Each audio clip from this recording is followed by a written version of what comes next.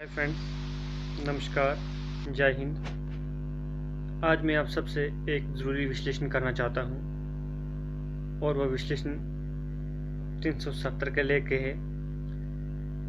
जब 5 अगस्त 2019 को 370 को हटाया गया, 35A को हटाया गया, तब के बाद आज तक हमारे JNK में कितनी डेवलपमेंट हुई और कितनी बेरोज़गारी हुई, उसके ऊपर मैं आपसे विश्लेषण करना चाहता हूँ। जब से ये 370 ख़त्म हुआ, 35A ख़त्म हुआ, तब से हमारे यहाँ इंटरनेट कनेक्टिविटी बंद कर दी। कई महीनों तक तो कॉल्स भी बंद रही, मैसेजेस भी बंद रहे और उसके बाद कई महीनों बाद यहाँ पर 2G सेवा को बहाल कर दिया गया। उसके बाद तब से लेके आज तक तकरीबन 3-4 महीने हो गए 2G कंटिन्यू सर्विस है और कंटिन्यू चल रही है। इसमें कोई बढ़ोतरी नहीं हुई। तब से लेके ये 2G में ही रह गई, कोई डेवलपमेंट नहीं हुई।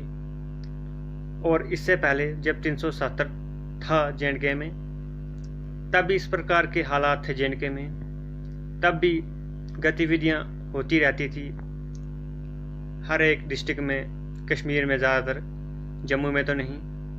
और सीज़ फायर का उल्लंघन उस टाइम भी होता रहता था और उस टाइम भी ऐसा कुछ नहीं हुआ कि 4G को बंद किया गया। लेकिन जब से 370 ख़त्म हो गया, तब से इनका कहना ये है कि यहाँ पर हालात ठीक नहीं है। मैं पूछता हूँ आपसे, जब 370 था तब भी तो ऐसा ही था, तब तो 4G चल रहा था, लेकिन अब 370 ख़त्म है तो अब 4G क्यों नहीं?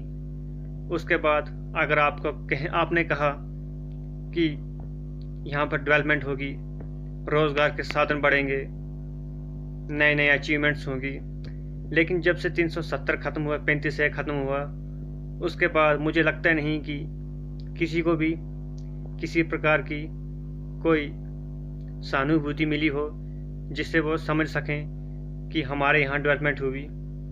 सब बेरोज़गार बैठे हुए हैं, किसी का कोई रोज़गार नहीं है।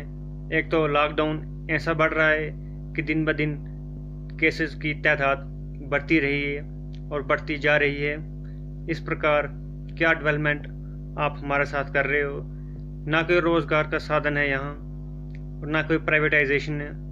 गवर्नमेंट जॉब्स तो निकलती हैं, लेकिन थोड़ी बहुत निकलती हैं जिससे सबका गुजारा करना मुश्किल है, नामुमकिन है।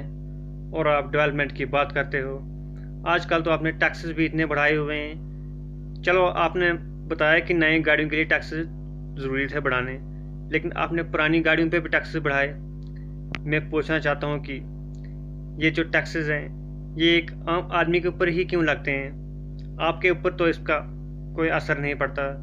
जो असर पड़ रहा है वो आम आदमी पे पड़ रहा है और वो उसी को भुगतना पड़ रहा है जो इसका टैक्स पे कर रहा है। लेकिन आपको इससे क्या? आपको तो कोई लेना देना नहीं। मैं पूछना चाहता हूँ कि जो आप डेवलपमेंट की बात करते हो, मेक इन इंडिया की बात करते हो, वो कहाँ है और किस प्रकार वो उसकी बढ़ोतरी हो रही है और किस प्रकार वो बढ़ेगी और कब तक बढ़ेगी? मुझे लगता है जब 2024 के बाद 25 आएगा, तब एक और इलेक्शन का दौर आएगा, तब तक ये अपनी गिनती दिखाएंगे कि हमने क्या क्या डेवलपमेंट की, क्या क्या बढ़ोतरी की। लेकिन वो पूरे ऑल इंडिया की बात करेंगे। उस समय JNK की बात नहीं आएगी, क्योंकि JNK में डेवलपमेंट की बात तो कुछ हुई नहीं। अगर जो हुई भी है तो वो कश्मीर में हुई है। जम्मू डिवीज़न में तो इस प्रकार की कोई भी डेवलपमेंट नहीं हुई। कुछ दिन पहले की बात है कि बच्चों को प्रमोट कर दिया गया। कश्मीर यूनिवर्सिटी वालों ने अपने बच्चों को प्रमोट कर दिया, सभी सेमेस्टर्स को। तो उसी प्रकार जम्मू डिवीज़न में फिर से वही निष्पक्ष फैसला, कुछ सेमेस्टर्स को इन्होंने प्रमोट कर दिया और फिर से 6 सेमेस्टर वाले पिस गए। अब उनको कहा गया है कि आपको पेपर देने हैं तो देने हैं, लेकिन क्या कारण है कि हमें पेपर देने ही देने हैं इस हालात में, जहाँ की दिन ब दिन केसेस बढ़ रहे हैं ना कि कम हो रहे हैं। मैं पूछना चाहता हूँ कि इतना निष्पक्ष फैसला आप हमारे साथ क्यों कर रहे हो और क्यों हमारे साथ ही ऐसा कर रहे हो। ये मेरी आपसे गुजारिश है कि आप इसके ऊपर भी ज़रा ध्यान दें। धन्यवाद।